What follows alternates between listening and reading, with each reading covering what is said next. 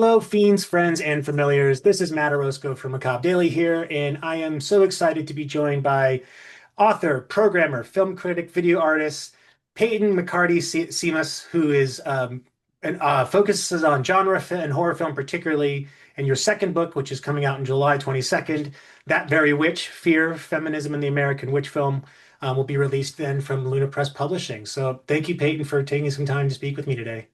Thank you for having me. It's a pleasure. Well, as I was telling you before we hit record, I feel like this is an excellent book to add to kind of the collection of reference material that I have to kind of go back and read about genres theory and aesthetics and research. So I'm so excited for folks to actually get a chance to read this in July. But um, my first question for you is, you mentioned in the introduction to the book that this is more of a continuation of something that began in your undergraduate thesis. And I'm curious to know your history with kind of witches overall. Like, was this something that you have always been really passionate about? I know you talk a little bit about your, childhood and access to, and how Harry Potter was kind of not allowed to some of your friends, but is it something that emerged kind of as a more important during your research, or is it something you've always, for as long as you can remember, had a passion for? It's one of those things where growing up in Massachusetts and New England more broadly, I feel like there's just a rich history. I definitely grew up around a lot of witchy people. My parents got married in Salem, Massachusetts. I'm getting married in Salem, Massachusetts in the fall. And yeah, I've always been really attracted to this particular kind of history and this particular kind of media, in part just as a feminist and being raised by a feminist mother. This history has always been really important to me. It definitely grew my interest and my knowledge as I did this research. But yeah, no, I've always been interested in witchcraft for sure. Yeah, I mean, it definitely seems that way just because of how much detail and depth you go into here. And congratulations on your pending nuptials in the fall. So Thank you. now you cover a lot of ground in the book, and I feel like someone like myself, I go down rabbit holes regularly just trying to look up one piece of information. So I'm curious, how did you draw the line as to kind of what you would consider as part of this witch archetype and body of research you've created? Yeah, I mean the book as it stands, right, is only a portion of the research I did. And I consider myself something of a collector of esoteric. I have a friend who I was just at a conference and we were talking about what he called corvidism, right? Where you see something shiny and you want to keep it. So there are definitely pieces of history that I didn't end up having a chance to incorporate. But witch media is really broad, and that's something that I find incredibly interesting. It's an archetype that's deeply flexible. It also just butts up against the supernatural more broadly. So there are witches and warlocks. There are also, Satanists. American witch history in particular is more an expression of fears around difference, fears around power for the marginalized. And the way the archetype is expressed varies a tremendous amount, not only in America, but from culture to culture, right? So like what a witch looks like and what a witch does is incredibly broad. So I had a woman ask me a question about Japanese witch films when I was speaking at the Final Girls Film Festival in Berlin, right? And that was a great question because in Japan, witches represent themselves more as like vampires. There's kind of a vampiric thing going on, there's a ghostly thing going on. And you can see that in American witch films as well, given the history that I've already referenced, right, with the Salem witch trials. Often witches can present as ghostly, right? Yeah. It's like spirit that comes back that has magical powers. But it's also incredibly modern and present. You have contemporary witches who go to protests and engage in activism, right? At the same time, you have, less political witchcraft that's a little more trendy. It kind of butts up against the wellness space for some Yes. people, right? Like witchcraft is self-care, which is really funky. So I try to, in the book, get at all of that and talk about how fluid the archetype is, while drawing through lines thematically and politically. as to what all of that represents. So it was a hard process, right? But there are definitely overarching themes that I stick to, specifically feminist politics, some queer politics, and fear. That's the main thing. That's what it comes down to is what frightens us about women in particular. Um, and usually that just means power. Yeah, no, it's true. I think once, I think we're living, it almost seems like we're always living in a moment for the past, 10, 15 years. But there's definitely been, I think, a sense of fear of agency and autonomy that we're obviously seeing happen, here in the US, particularly with at the federal level, the government level. But also, I think what I found most interesting from the book was that the way you explore how this shows up in different media formats and even the most benign examples of it kind of carry with it some positive, some negative connotations, some awareness. So there's almost no judgment applied to some of these things unless it comes with judgment embedded into it. Mhm. So I found myself constantly thinking like, is she going to stray away? Are they going to stray away from the point? And then like, no, you bring it right back around. So I was delighted and also educated at the same time. Now, when it comes to, you mentioned kind of a little bit of criteria of like your, pillars of like, there's this feminist, is this kind of fit under the queer art, kind of political spectrum. Did you have a system to qualify the films that you were going to include? And what did you have in that kind of criterion that you were using? Yeah, I watched hundreds of films for this process. I did it chronologically, or I didn't go chronologically actually, but the most important era to get a baseline on all of this history, at least for my purposes, is the 1960s, like the Mhm. long 60s, like starting in around 58 and going to around 74. Because that's when the feminist movement, as we currently understand it, really starts to take on a cultural resonance as well as a political platform. And there's some prehistory there that, for my purposes, is really convenient in that it starts around the birth of film, right? Yeah. In the early 1900s, late 1800s, you have a resurgence of interest in the occult. But I think in terms of creating a system, it really was just in everything I write. I watch as much as I can tolerate, as much as I have time for. And if it feels right, then it at least goes into my notes. So I have hundreds of pages of notes on the history, the theory, and the films. And there were films that I thought I'd end up including. There was one film from the 80s that I really, really thought would make it in because it honestly just it pissed me off so much. But as you were saying, right, like I really try not to stray from the point. And so as I was cutting it down, I tried to sharpen it into things that clearly have these themes. You know. So that was the process. It was bulk absorption followed by honing. I mean, I almost feel like there's a companion piece you have, which is like a log of all the movies you watched so that you can kind of become this kind of central resource for like, the authority on on the witch genre as a whole.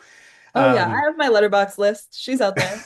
oh, okay. Well, in that case, if you want to send it across, I will happily include it because I think that one of the things that books like this will do, whether you are, inclined to watch a movie that's under the witch genre or not, is it will openly expose you to things that you either weren't aware of or looked at differently prior and want to revisit.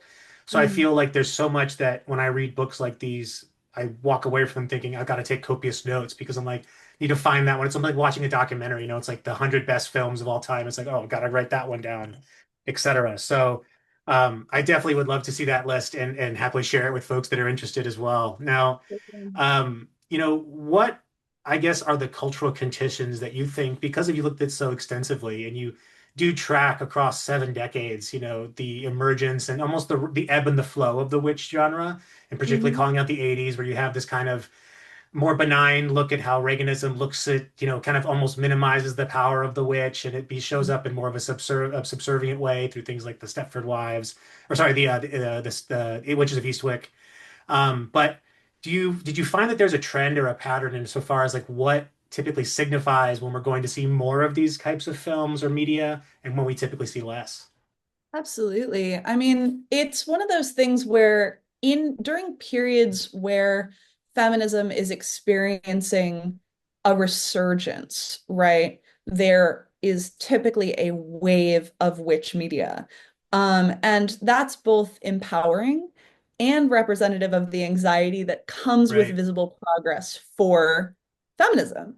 right, Um, we're talking about horror here, right? It's reclamatory and celebratory, and women actually have a very strong presence in the horror genre across time. Same with queer people. Like this is a genre that historically speaking has been associated with dudes, and like all love to my horror dudes. Like that's sick and awesome. But it is a space that I think marginalized communities find appealing because it speaks to everyday concerns, right? In a really poignant and powerful way. It's a training, it's an acknowledgement of the struggles that marginalized groups go through. You can say the same for like people of color.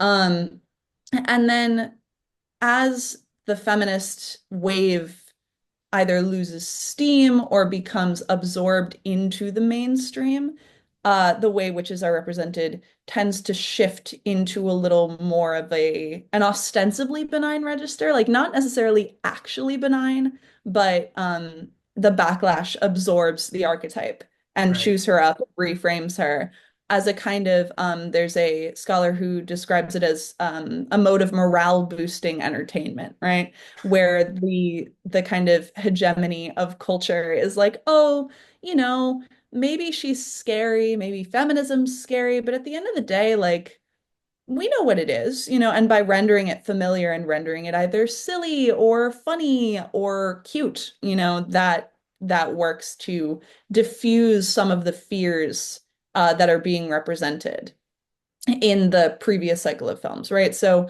a really good example of this is like the shift in the 70s, the death of the counterculture and the birth of the Reagan administration, where feminism was started to be perceived as stuffy and boring and not sexy, Mhm. and what's sexy is actually quite important, right? So like powerful women were trying to they were trying to be like brought out of the workforce. Evangelical Christianity was experiencing an unprecedented period of growth, and so this archetype that exuded sexual power was being shifted away from, shifted more towards the idea of a pinup, right? Yeah.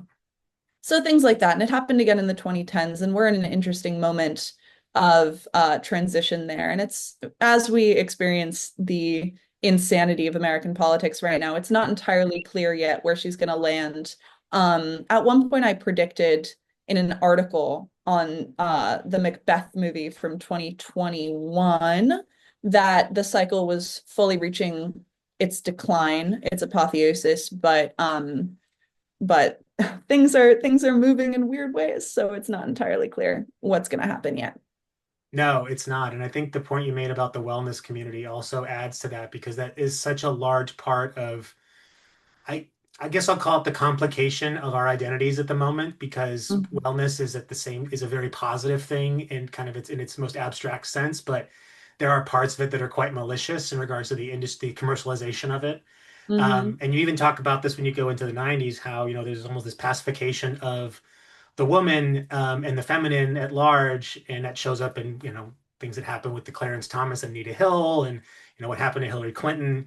And I think it's really interesting that you kind of arrive at this point that when there is an opportunity to almost throw witches under the bus, like that's what often generates a lot of stir. But at the same Hmm. time, when it's less of a concern, it's almost like where it's more accepted.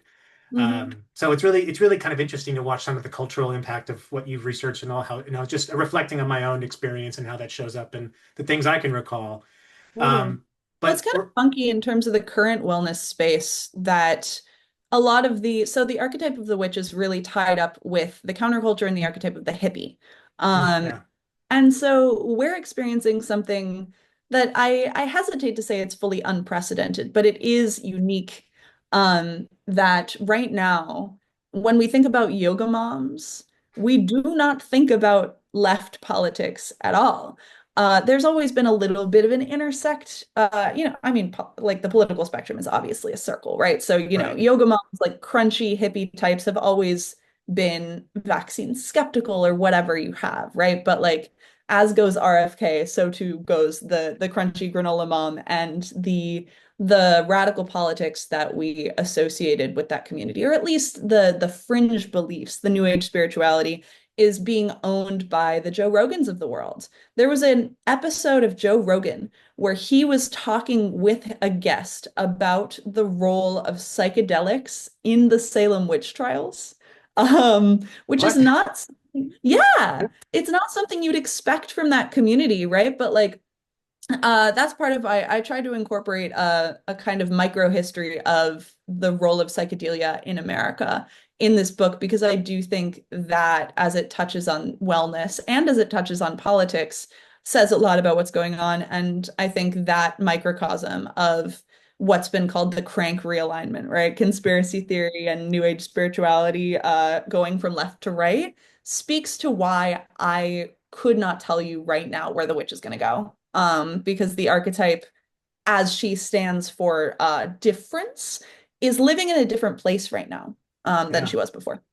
Yeah. I mean, there's also the griftification of culture, right? I mean, Mhm. we see that people will jump onto the, I mean, Joe Rogan's a perfect example. He's grifting on the psychedelic movement. He might be a supporter of it. I don't know. I don't know him well, and I don't really listen to his stuff, but I know he does dabble in things like looking at alternative remedies and medicines and things like that. And Yeah. psychedelia has emerged as something that, not only is important as far as our research for medical, and kind of coping with things like PTSD goes, but it's also trying to claw its way back from this oppressive history of being demonized for decades.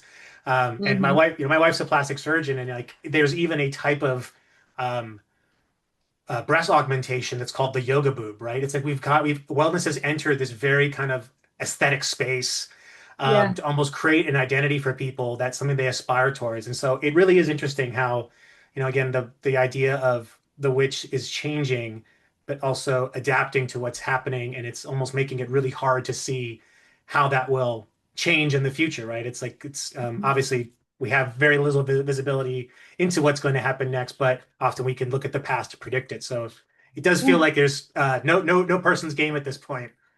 Yeah. And especially part of it too is the fragmentation of culture, Yeah. given the whole, accelerationist internet thing, where there's so much more variety, and fractility with what's going on. So I could point to examples of upcoming witch films across basically the entire spectrum that I discuss in the book, all happening at once. And the question of what's going to win out is really the question that we have to follow. So. Yeah, it'll be interesting to see, right? Because I feel like it tends to always revert back to the roots to some extent. You have this kind of over indexing that eventually gets diminished. But, we're also in a moment where the popularity of genre films, particularly horror, horror is never not cool, but it has definitely gone through these moments where it's been far more pressing in the zeitgeist, and um are you seeing like the way that this is kind of impacting, like, is this rise in popularity um, something that is a positive, a negative, or neutral for the witch kind of archetype and the genre as a whole? It's an interesting question. I mean, with anything that's a trend, you can sometimes, and perhaps running slightly counter to what I just said, right, across a broader generic spectrum, but like there's a homogenizing impact to the popularity of something as tropes coalesce. So I open the book with a brief discussion of the fact that it is very obvious at this point in time to say that the witch is a feminist symbol. And I've been really grateful to be writing this book over the long period of time that I have been because I've been able to turn it into a little bit of a meta historiography of that process. Um, and so in certain ways, that's not great for the genre, because it turns something that's intended to be really revolutionary and powerful and diffuses it in the same way that Yep. it did in the 80s, right? Like girl power in the early mid 90s. Is that empowering or is Yeah, that girl come on? boss, right? The Sheryl Sandberg kind of stuff. Yes, right? So it's like, and all love to my Wicked fans, right? But like the question of it's the Wicked factor where Right. like, yes, it's good that we are telling young women that they can do anything. And we love that.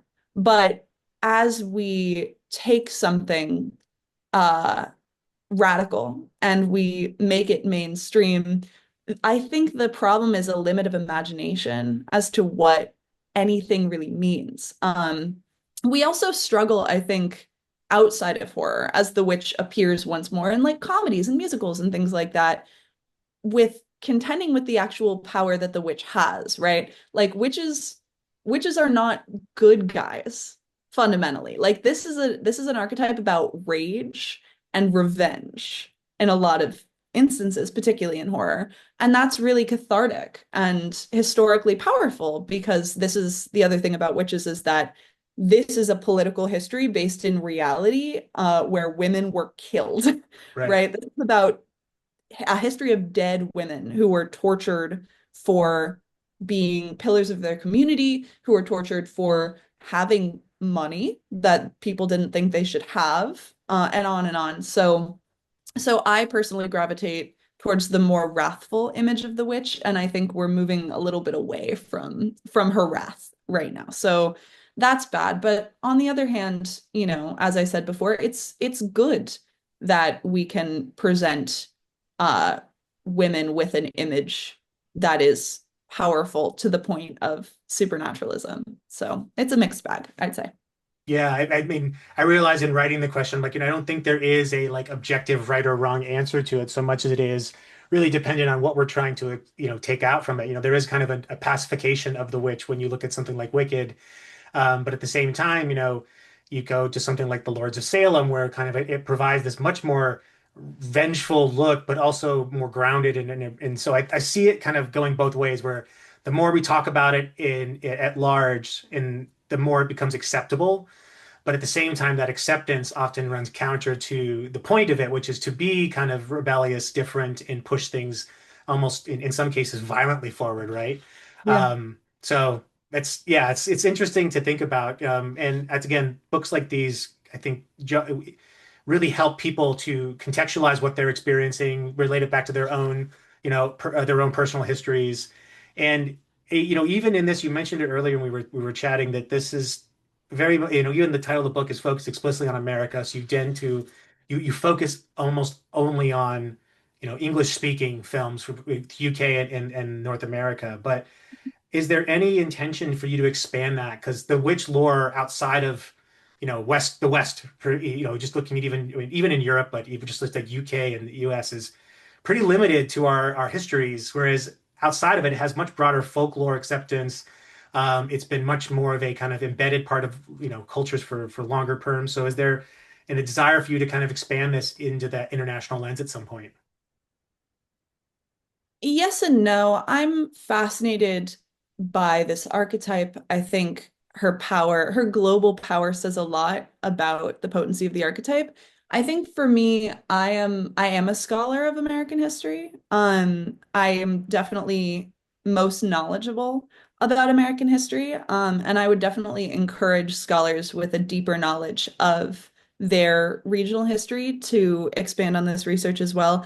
I've spent some time thinking about Japanese witch films. I've talked to an Indonesian filmmaker about the history of the witch in Indonesia, and the Philippines, and so there's so much going on, that I definitely will continue to trace this archetype. But I think my main focus of study is America for a reason, because you know politics and life are intertwined, and especially now, right? Like I am focused on tracing what's going on in this place that I love, that we have to fight to to protect. At the same time, the book is about America, but some of the, as you said, there's like some films from the UK, there's one film from Japan. So because America is such a powerful nation historically, right? Like, culture is global. Yeah. So it's both things. But by no means am I going to stop researching this topic. And as I move forward, if there's a film that speaks to me from another country, I'll enter it kind of in reverse, where my interest in witchcraft in America is grounded in a politics of place. So I'd probably it's just a different process where I'd have to Yeah. deepen my knowledge of another nation's history before I could comfortably speak on those films in the same way. Yeah, it might even run the risk of becoming more like an anthropological assessment of the witch as opposed to kind of a cultural and social one.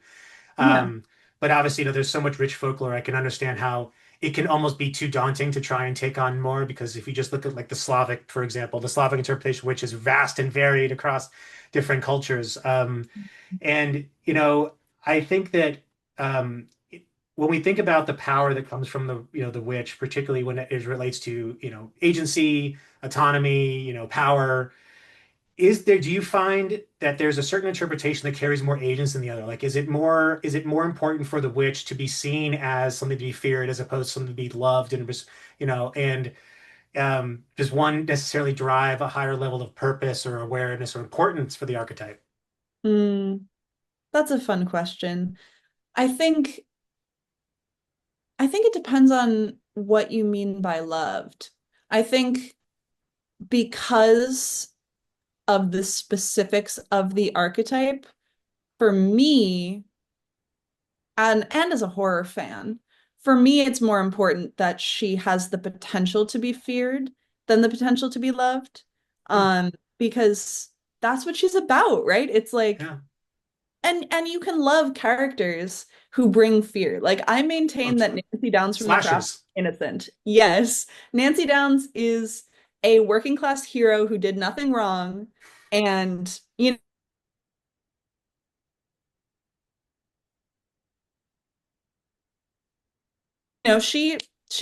and to me as a horror fan that is deeply cathartic. um so yeah, like it depends on what genre you're working in, but from a horror perspective I think the power to bring fear is what we love about these characters. And I personally always want to maintain that. She doesn't have to be scary per se, but I do think her power should be scary, you know? Yeah. Yeah. I mean, more people remember the Wicked Witch of the West than they do Glinda, right? It's like, and obviously she takes more screen time, but it's the same with like the movie The Witches. Like, I think a lot of folks my age grew up on that movie with this very almost nasty interpretation of the witch, but they're also shown as very beautiful. So, Mhm. and I love that you Angelica mentioned. Houston's hot in that movie. She's Oh, she terrifying. is. Yeah, I mean, it's the kids' movies. Like there's probably a book out there that is being written or has been written about the kind of movies that millennials were raised on, and especially the kids' films. But I think that there's just it is such an interesting thing to look at, kind of how the perception changes, and does that provide more or less of a support for it in the long term. But the last question for you it might be a little bit difficult, so apologies in advance. But as you watched a voluminous amounts of witch content, did you Mhm. arrive at any kind of a top and a bottom three, like three films that you feel like best represent the genre, or sorry, represent the archetype, and then three that are just the epitome of the worst interpretation you've ever seen? Yeah. Okay, top three. I would say, in terms of touching on the themes that I find most powerful, and touching on like the history in the most elegant way, I'd probably, in no particular order, I don't want to pit queens against each other. I would say George Romero's Season of the Witch is an excellent treatise on this subject. It was based in his research on the feminism of his moment. He's acknowledged that it came out of the anxiety he was feeling about the feminism of his moment. And it's a really complicated and sick text. It's experimental, it's funny, it's frightening. I like movies that are a little bit tonally hard to, Ambiguous. yeah, movies that make you feel weird. Yep. So we go into this with that acknowledgement. Season of the Witch is not for everybody. It's definitely for me. Um, I would also say that I would be remiss to not talk about The Witch, like Robert Eggers' The Witch, because that changed the game. Yeah. for this archetype, right? Like the title of the book is derived from the witch. And the witch spoke to its moment in such a profound way. I'd also say outside the realm of horror, returning to your previous question in terms of fear versus love, Practical Magic is such a delicious and beautiful movie and really provides kind of a roadmap for balancing questions of fear and love and creating community and strength through magic, that doesn't compromise the power of the witch, while reorienting us away from wrath and into growth. Also, that movie just makes me cry. I love that movie. Um, okay, what's my shit list? I would say in terms of millennial era content, there is a hideously awful misogynist nonsense film called Witch's Brew from 1980 with Terry Garr. That is not only one of the worst films I've ever had the misfortune to look at with my eyes, it's just so bad. Like it's just so sexist. So 0 out of 10 for Witch's Brew. Christ, 0 out of 10 for I'm really just going through the catalog of 80s movies in my head because that's where the rough ones live. I think Teen Witch is a fascist text. If you saw that one, it's like a millennial classic. Lots of white rap. Yep. Um, it's like the anti-Heathers. It's like the anti-girl boss. It's like using the witch of the 90s for evil instead of good. It's all about how you should conform and give up your power as a woman in favor of like a ride in a boy's car. So that's Right. also 0 out of 10. Trying to think, what's another one that really got my goat? Oh yeah, the one I was complaining about earlier, when I said there was one that pissed me off that didn't make the book, is a slasher called The Unnameable. It's a totally acceptable slasher. Do you know this one? Yeah, I think it's a Lovecraft loose Yeah. interpretation. Yeah. The thing that bothers me about that film is that the witch is a monster and not a woman. They give her the backstory of uh, a witch in the understanding that we're applying here, right? Like her father was a warlock. He communed with a demon and birthed an unrecognizable creature who he locks in the basement, right? And she's the big bad of the movie. She's always waiting in that basement. But the thing that pissed me off the most was that she doesn't even have language. Like literally all she can do is scream in rage. And I think that's a great metaphor for what happens when you disempower this history. That is a witch who's turned into a pure villain who cannot advocate for herself. It's an expression of all of the torture of the history of witchcraft, without any of the agency. So that movie just made me so sad, for that reason. Yeah, and it's not a great movie to begin with. It's Like also even as yeah, like bad. it's not very well made. And something that stuck with me from the book, admittedly I've not seen Practical Magic, and I think the biggest thing that stuck with me when I was reading that chapter was the quote that I'm about to paraphrase, which is, I've never met anyone who said they didn't like it. I've just met people that said they've never seen it. And I think Yeah. that's something so interesting about some of these films. And it's again caused me to go back and want to say, all right, maybe that's one I add to my watch list, right? Mm. Because I think there is value in revisiting some of these films and then finding ones that, you add blind spots around, because that's the whole point of books like these, is to expose people, or at least part of the point is to expose people to more access and information. But Peyton, this has been like such a fun conversation. I could probably talk to you for hours about just the academia surrounding genre, but for the time being, I just want to remind everyone that that very witch, Fear, Feminism, and the American Witch film will be released on July 22nd of this year, 2025, and it's going to be available from Lunar Press Publishing. I will put a link to purchase and pre-order in our notes, and also include a link to your website, Peyton, so folks can follow you there. I know you have all your social information. And contact info. But thank you so much again for this opportunity to speak with you and the chance to read the book. And we'll get our review posted closer to the release date. Thank you so much. This was a blast.